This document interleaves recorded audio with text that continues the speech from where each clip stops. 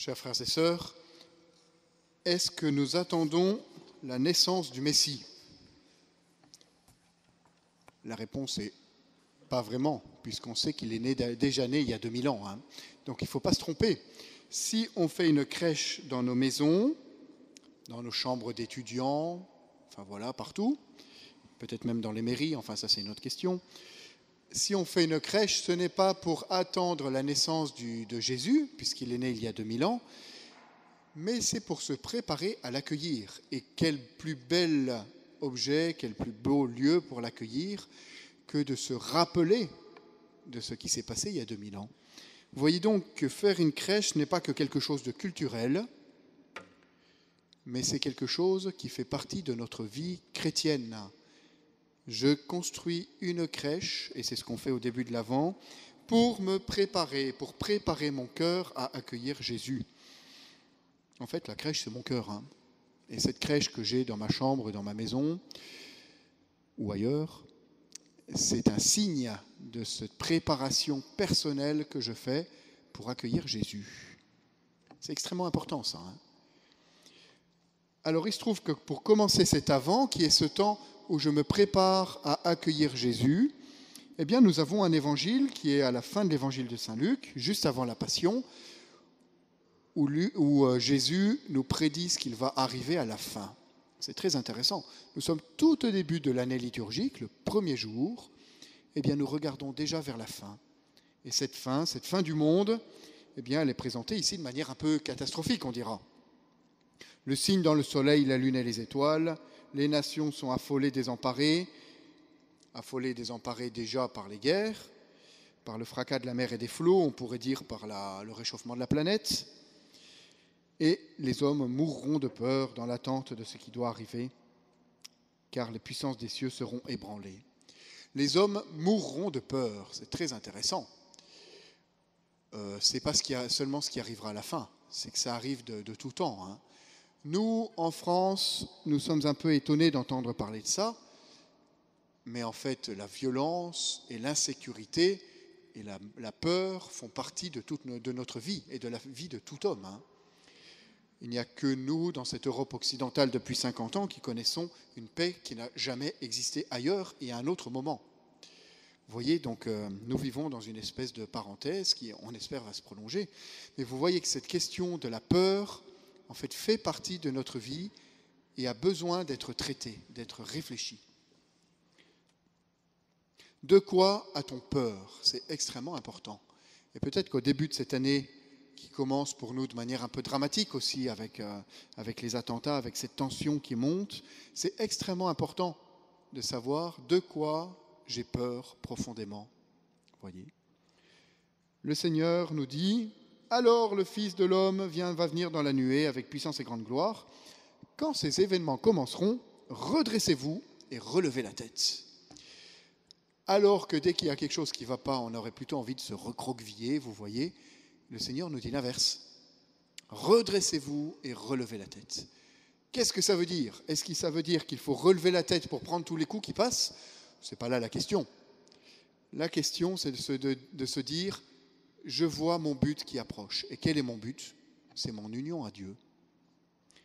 Voilà donc comment, à travers des événements qui peuvent être dramatiques pour nous, le Seigneur nous rappelle l'essentiel, qui est sa venue. Il y a toujours eu des difficultés, il y a toujours eu des tremblements de terre, il y a toujours eu des attentats, peut-être pas dans la forme actuelle, vous voyez. Mais en tout cas, cela doit nous ramener à l'essentiel de notre vie, le but de notre vie, qui est notre union à Dieu. Nous avançons vers la vie éternelle, et nous y sommes déjà d'ailleurs. Donc vous voyez que la question de la peur, pour nous, est fondamentale, parce qu'elle me dit, en fait, ce en quoi je crois le plus, et ce à quoi je m'accroche le plus. Alors en ce moment, il y a la COP 21 qui commence là. Vous voyez, donc Paris est paralysé, enfin tout ça. C'est extrêmement intéressant de réfléchir à ça. Nous avons peur du réchauffement climatique, et c'est une bonne chose de s'en soucier. Ce qui est très intéressant, c'est de voir qu'en fait, on se construit avec ça une espèce de fin du monde à notre mesure, parce qu'en fait, on a peur. Surtout, on a peur des trucs qu'on ne maîtrise pas. Et donc, on se fait une petite fin du monde à notre mesure, parce qu'on a l'impression de la maîtriser un peu. Donc je ne nie pas le réchauffement climatique, attention, mais vous voyez qu'on en fait un absolu qui en fait nous dit de quoi on a peur, et donc il nous dit sur quoi on s'appuie. Et en fait derrière le réchauffement climatique, la peur c'est une peur économique. C'est qu'il va y avoir des changements qui font qu'on ne va plus vivre de la même manière. Ce n'est même pas une peur pour des peuples qui vont être engloutis. Autrement, on agirait peut-être un peu différemment dans certaines parties du monde. Ça, on s'en fiche un peu. La question, c'est vraiment la question économique, vous voyez. Derrière cette fin du monde qu'on se prépare nous-mêmes, qu'on brosse un peu pour qu'elle brille bien, et qu'on regarde que ça, la question, c'est je suis attaché à quoi? Eh bien là, c'est tout simplement à ma richesse. C'est terrible, c'est terrible. De manière générale, et c'est la COP21 pour ça est une bonne illustration, nous avons besoin, lorsque nous avons peur, de maîtriser les choses, de maîtriser. Et ça nous arrive à tous. Alors lorsqu'il y a un événement qui arrive, on a besoin de lui donner une explication. Par exemple, j'ai une maladie, c'est peut-être un peu psychologique aussi, il va falloir voir quelqu'un, vous voyez, ou alors on va prier. Vous voyez, on a tout de suite besoin de maîtriser les choses. Bon, ceci dit, c'est pas mauvais de prier, vous inquiétez pas. Et on a besoin en fait de maîtriser toute notre existence pour que surtout rien ne nous échappe, parce qu'on a peur. Je ne sais pas si vous êtes d'accord avec ça. On a peur. Et donc, je dois tout maîtriser. L'instrument peut-être ultime de la maîtrise, c'est ce truc-là, que j'ai dans la poche, là. Je pense que vous l'avez aussi. On regarde sans cesse les informations. Mais en fait, on ne cherche pas les bonnes informations, on cherche les drames. Pourquoi on cherche à savoir ce qui se passe dans le monde? Parce qu'on a un peu l'impression de le maîtriser, alors qu'en fait, ça nous échappe. On a peur, et donc on va chercher tout ce qui nous fait peur, parce que le connaître, c'est déjà le maîtriser un peu. Ce serait intéressant de faire une petite analyse psychologique ou psychanalytique de la raison pour laquelle parfois certains vont voir des films d'horreur. Vous voyez, cette question de la peur qui est toujours là. En fait, cette peur est une erreur. Nous n'avons pas à avoir peur. Et c'est là où Jésus nous rappelle cette espérance que nous avons dans la vie éternelle. Quand ces événements commenceront, redressez-vous, relevez la tête, parce que votre rédemption est proche. Vous voyez, la peur vient du fait que nous nous accrochons à un monde qui s'effondre. Et quand on s'accroche à une branche qui s'effondre, on tombe avec la branche. Nous sommes faits pour un monde qui tient debout et qui ne s'effondre pas. Et donc la peur que nous avons nous révèle un peu notre attachement à ce monde qui est en train de tomber en ruine. Voilà, c'est intéressant de réfléchir à ça, je trouve. Et notre maîtrise des choses est vraiment là pour expliquer et pour illustrer notre peur. Voilà. Alors que justement, l'avant est ce temps où nous allons laisser le Seigneur construire notre cœur, le travailler pour grandir dans l'espérance. L'espérance, c'est peut-être ce qui manque le plus à notre monde. La désespérance est certainement le péché du XXIe siècle. Je n'ai plus foi en moi et je n'ai plus foi en Dieu.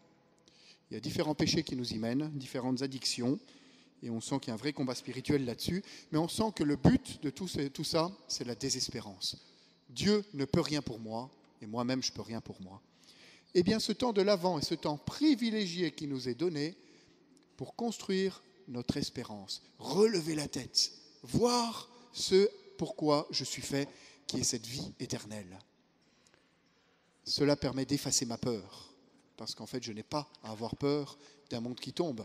Moi, je resterai. Je vous propose, pendant cet avant, ou au moins cette semaine, ce sera déjà pas mal, on a vite l'habitude de dégainer ce truc-là, le téléphone. Moi, je suis le premier. On l'utilise comme une sécurité. Eh bien, ce que je vous propose, dès qu'on a un moment de pause là, et qu'on cherche à dégainer le téléphone pour voir la dernière nouvelle, ou quel est le dernier post sur Facebook, ou la dernière info sur figaro.fr, ou d'autres, voilà, ça peut être le salon beige pour certains, enfin bon bref, qui en fait nous enfonce dans la désespérance. Ce que je vous propose, dès que vous avez ce réflexe-là, c'est de faire cette petite prière. Eh bien, Seigneur, j'attends ta venue. Ça va, c'est facile. Seigneur, j'attends ta venue. 4 mots. Et vous rengainez le téléphone. C'est pas mal. Ça fait peur, hein? Non, ça ne doit pas faire peur. Voilà. Je vous propose donc cet exercice. C'est déjà une bonne petite désintoxication, mais surtout c'est un mouvement d'espérance. Alors que je cherche à maîtriser le monde, parfois en me faisant peur, et en tout cas à maîtriser le vide que je peux avoir de quelques minutes dans ma journée, eh bien, au lieu de chercher à maîtriser, je me tourne vers Dieu. Seigneur, j'attends ta venue. Viens préparer mon cœur à ta venue. Voilà peut-être la plus belle manière de vivre cet Avent et de préparer la venue du Seigneur. Amen.